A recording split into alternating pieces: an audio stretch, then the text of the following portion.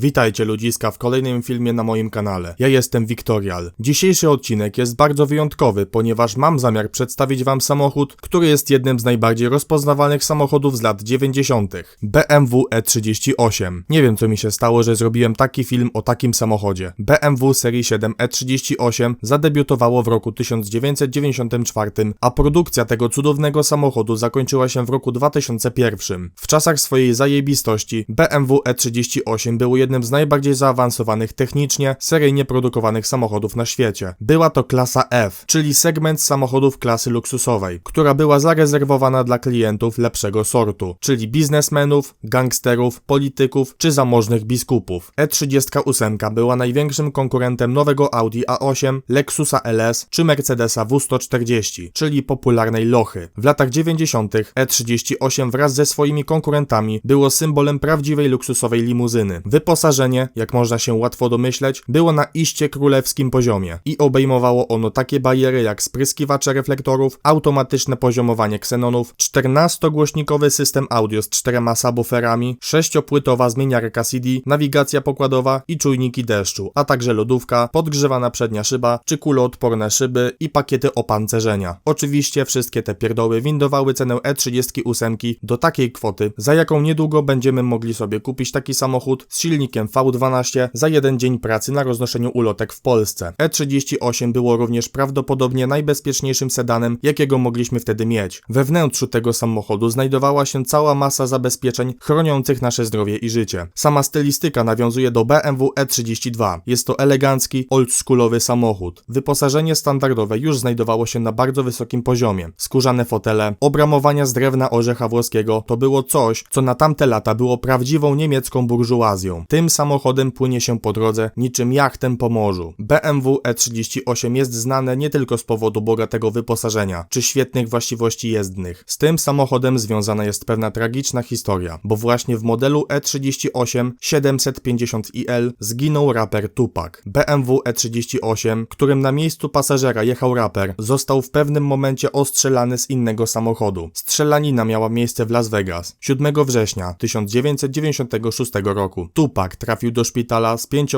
ciężkimi ranami postrzałowymi. Walczył o życie przez 6 dni. Zmarł 13 września 1996 roku. Miał 25 lat. Zrobiło się trochę ponuro. Może przejdźmy do silników. Żeby nie było zbyt ciekawie, to zacznijmy od diesli. Najsłabszy to pospolity 2,5 TDS o mocy 143 koni. Mogliście usłyszeć o nim w filmie o E39. Możecie sobie przypomnieć, klikając kartę w rogu ekranu. Sam silnik jest trochę zamulony. Poza tym większość tych silników to wyjeżdżone trupy. Żeby znaleźć jakikolwiek samochód z tym silnikiem we w miarę dobrym stanie, to trzeba się naprawdę postarać. Jak znajdziecie egzemplarz w dobrym stanie technicznym, to możecie go kupić, ale lepiej tego nie róbcie. O niebo lepszy jest rzędowy, 6-cylindrowy diesel 2.9 o mocy 193 koni. Najlepszy i największy diesel w tym aucie to 3.9 V8. Rozwija moc 245 koni mechanicznych. Całkiem fajny sprzęt, ale moim zdaniem V8 w benzynie byłoby o niebo lepsze. Sam silnik jest zajebisty.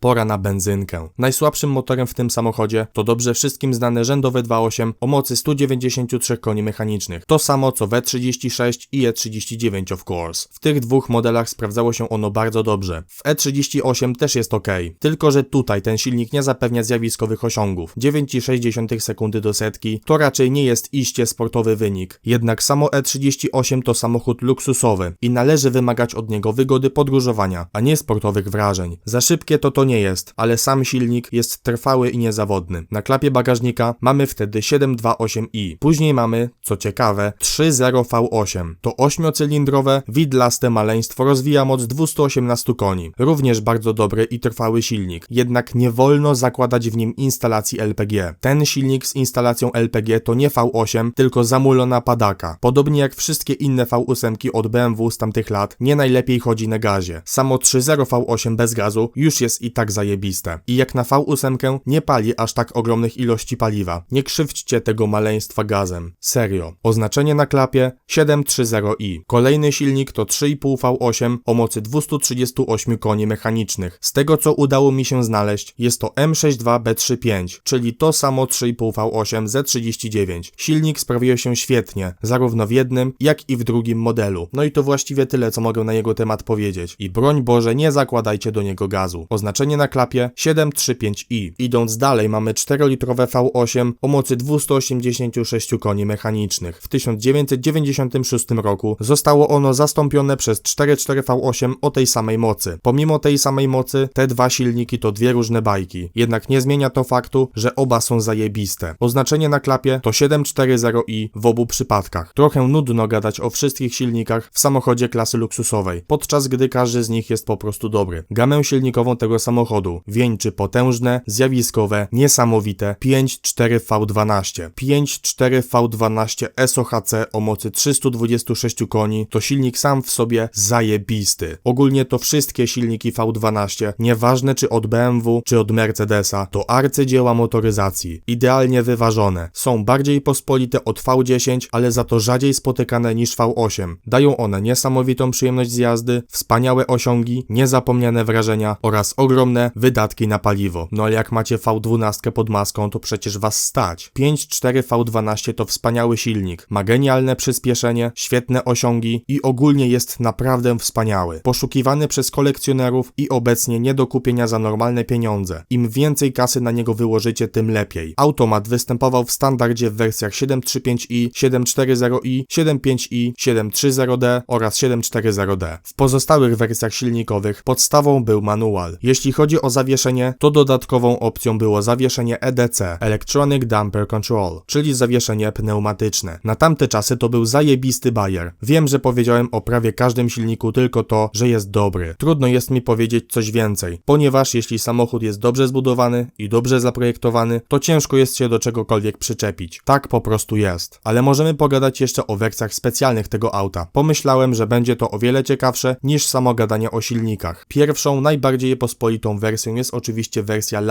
Long, albo po prostu przedłużana. Występowała ona tylko i wyłącznie z benzyną pod maską. W Longu diesli nie było. Wyposażenie mogło być takie samo jak w przypadku zwykłej wersji. W Longu nadwozie i rozstaw osi były przedłużone o kilkanaście centymetrów, dzięki czemu zwiększono ilość miejsca w środku, dzięki czemu w środku można się wspaniale rozwalić jak porobiony menel pod monopolem. W dodatku E38 w Longu mogło być wyposażone w pakiet opancerzenia, podobnie jak Pullman od Mercedesa. Jednak wersja Long nie była jedyna w gamie. BMW E38 występowało również w odmianie o nazwie L7. Również jest to wersja przedłużona, jednak nie taka zwykła. Miała ona dodatkowo poszerzony słupek B, co dawało jeszcze więcej miejsca w środku. Była to prawdziwa limuzyna, która miała lodówkę, elektrycznie ustawiane tylne siedzenia, telewizję, faks i całą masę innych bajerów. Wyprodukowano tylko 899 egzemplarzy na Europę, Bliski Wschód i Azję Południowo-Wschodnią. Silnik 5.4 V12 tylko i wyłącznie. Obecnie nie do kupienia. Z ciekawszych wersji należy wspomnieć o wersjach wyprodukowanych przez firmę Alpina. Alpina B12, bo o niej mowa, bazowała, jak można się domyśleć, na topowych odmianach E38, czyli 750i oraz 750iL. Alpina B12 w wersji B7 bazowała na standardowej wersji E38, a Alpina B12 w wersji 6.0 na przedłużanej. Alpina B12 B7 była napędzana przez zmodyfikowany silnik 5.4 V12, na co wskazuje sama nazwa. Zwiększono w niej pojemność do 5,7 litra, zmieniono w nim cylindry, dolot powietrza i zwiększono stopień kompresji, a z bazowych 326 koni uzyskano moc 387 koni mechanicznych. Alpina B12 6.0 miała silnik zwiększony do 6 litrów, który również po kilku modyfikacjach został wzmocniony do 430 koni mechanicznych. Nieważne która Alpina B12, ważne, że ten samochód jest nie do do spotkania na drodze, podobnie jak wersja L7. Wracając do zwykłego BMW E38, to jest to obecnie ikona luksusowego samochodu. Ma klasyczną stylistykę, nawiązującą do E32. Świetne wyposażenie, znakomicie się prowadzi i daje prawdziwą przyjemność z jazdy. Jeśli chcecie kupić taki samochód, to od razu przygotujcie się na ogromne koszty eksploatacji i ewentualnych napraw. Jeśli chodzi o usterki, to ze względu na bogate wyposażenie E38 nękają problemy z elektryką i elektroniką. Trudno się dziwić, w końcu w tamtych latach auto było bardzo zaawansowane technologicznie. Znikają co ciekawe piksele na wyświetlaczu pod zegarami, podobnie jak w E39. Zepsuć się może także zawieszenie pneumatyczne, które może być bardzo drogie w naprawie. No ale w końcu macie BMW E38.